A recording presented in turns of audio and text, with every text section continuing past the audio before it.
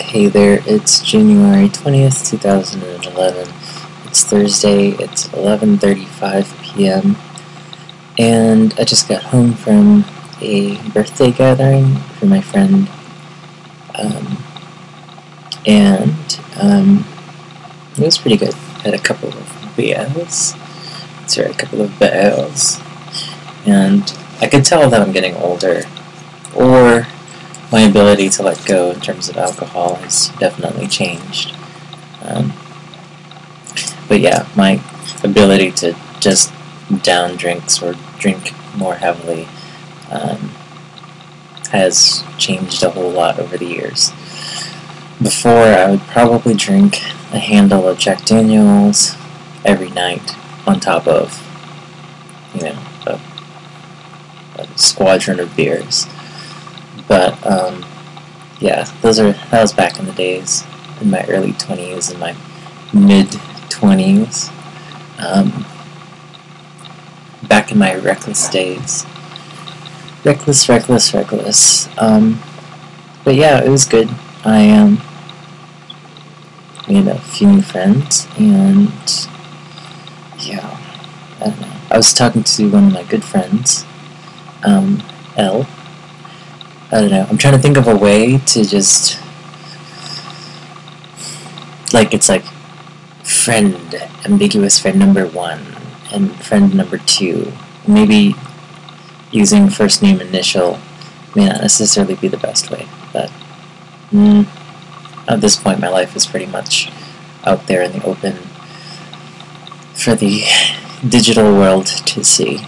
But just talking about where we are in life and what's going on and what's challenging us and what's kicking our asses, and we both are very similar in the ways with which are the things that drive us batty, the things that make us anxious. We're pretty similar on that, and similar in tastes and such, but here nor there. But it was just kind of nice being able to be like,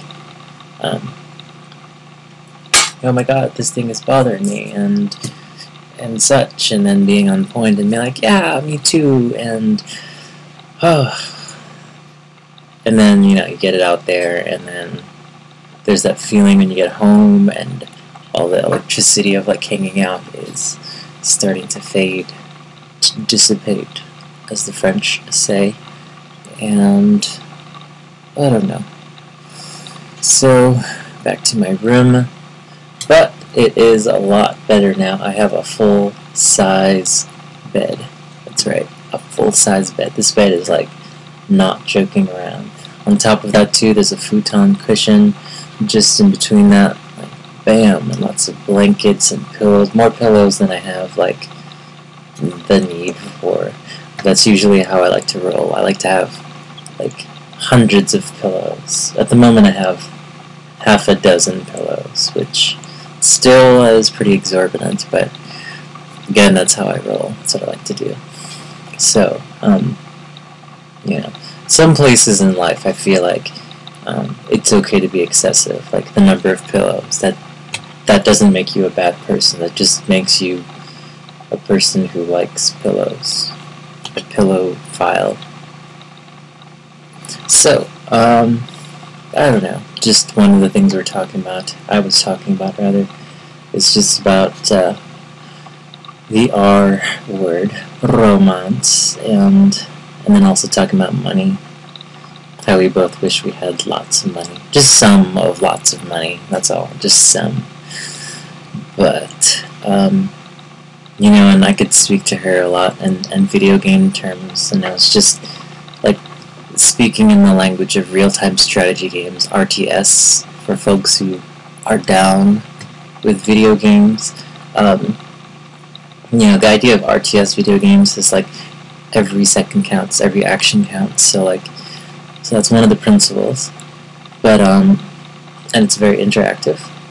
But there's just a lot of very similar economic principles. Just I was just I'm stuck on tier 1, all I can do is just make crappy units, and trying to expand, maybe tech up, maybe, gain some control, put some pressure back on life, but it just seems to kick my butt every single time. So apparently there's some issues with my strategy. Actually, I did write something along those lines earlier. I can't believe it's earlier. It feels like a while ago when I wrote this. Yeah, no, that's why, because it wasn't today, it was yesterday. But yeah, you know, just in general, like, every once in a while my self-confidence feels wanes when elements of my stability are in question. Work and housing and school. I can be too often a heady person, though I do remind myself to back off and spend time with friends.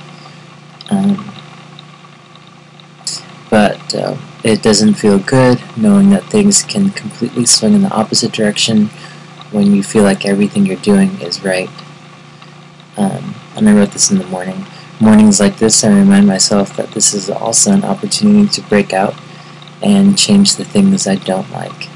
Okay, now here's in real-time strategy games, one's opening procedures, or just in short called the opening, should be arranged to best bring you to your long-term goals, where you can start to put pressure on your opponent, aka life, aka poverty, aka mundanity, or boredom, or the sameness, or oppression, something along those lines. How can I critically analyze what I'm doing with myself such that I find myself struggling and less with the actual work of making money? I think it's time to start breaking apart the present in order to get out of this rut and start living more productively. And that's, I think, something that lots of people can relate to. Just wanting to live more productively so that, you know, A plus B equals C as opposed to A plus B equals straight up 0, which is kind of boring.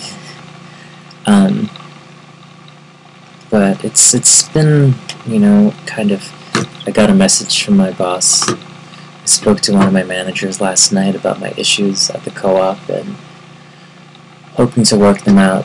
The interim general manager messaged me saying that he wanted to speak to me and, you know, never got back to me, so I don't know what that's all about.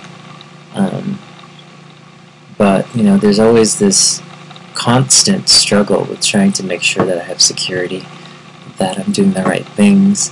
Working there is a very highly politically charged place, so it's not a matter of just doing a good job, it's a matter of, like, who you're talking to, who you're friends with, what you know, how much information you have about making your next step. And it just seems to jive exactly with what a co-op is supposed to be like. But, you know, that's, you know, I mean, besides co-op, work in general, it just should be a place where you make money and money is obtained and you do things on your own time with that money. And I don't know, it just seems like I hate having that in question. I just hate having to think about money a lot, because usually this isn't the kind of person that I am. But I don't think that anybody is the kind of person that always thinks about money. It's just a matter of the situation. So, yeah, I don't know. I am, like, I'm sure lots of you feel this way, where it's like, you want to get to your origin to the next point in a timely manner, such that you don't completely exhaust all your hope and all your enthusiasm and all your ability to keep moving forward.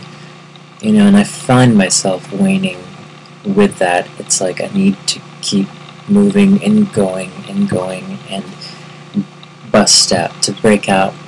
And there are times like the present where I feel like I am so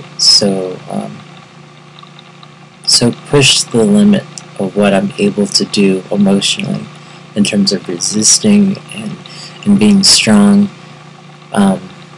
in terms of work, in terms of housing, in terms of relationships, personal life. It just feels like it's just so difficult, you know. And that's not to say that I feel like I should be exempt from all these different things. It's just that at the same time, I'd like to see some fruits of my labors, and sort of bananas for like doing a good job, or apples. I love pears. Pears are my favorite fruit, believe it or not. And then mangoes come in next. But it would be nice to see some pears. It sounds dirty. But this is my covert way of scratching my ears. I just do this thing where I just like pretend I'm resting and thinking, and I'm actually scratching my ears. But yeah, you know, I hope that there's some sort of resolution so I can kind of break out of this anxiety. You know, and you know, on a good note, like, it kind of brings me to a point where I realize that there's a lot of excess in my life where I've been living in a very careless way with my money. You know, this sounds kind of bizarre, weird, but it's not. But while I was hanging out at this restaurant with all of them, some people left plates of like French fries and like pizza crusts, and you know, I had eaten before, and it's not like I'm starving in the sense that I can't afford food. I'm really grateful that I can. Super grateful. But at the same time, like, I can't go out and buy a cheeseburger and know that I'll have money for things in advance. So it's just like, you know, I looked at those plates and I'm like, they're just gonna get thrown away. So I just decided to eat the French fries and pizza crusts, and like, no big deal. People I know.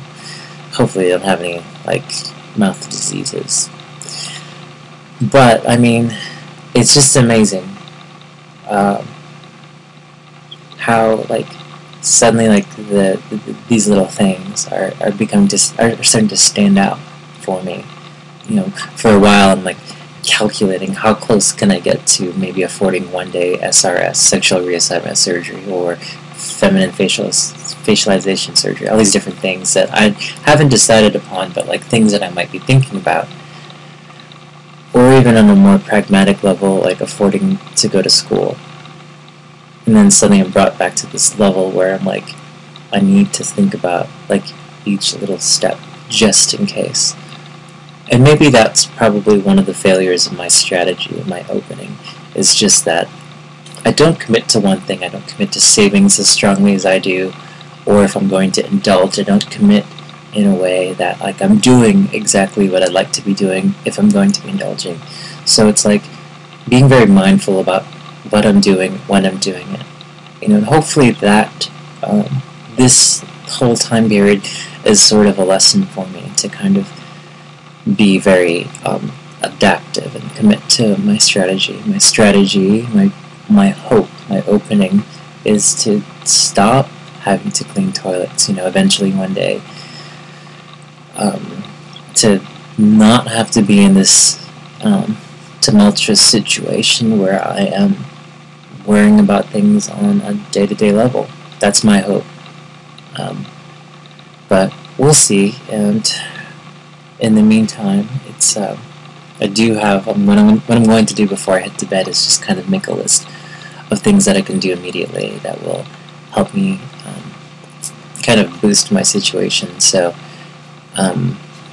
props to me, props to all of you who are struggling, who are doing their best to make it, because this is not an easy time in any part of the world, it seems. Everyone's really hit hard. So thank you all for tuning in. I'm going to wash this makeup off my face right and then go to bed. So take care, and I will catch up with all of you soon.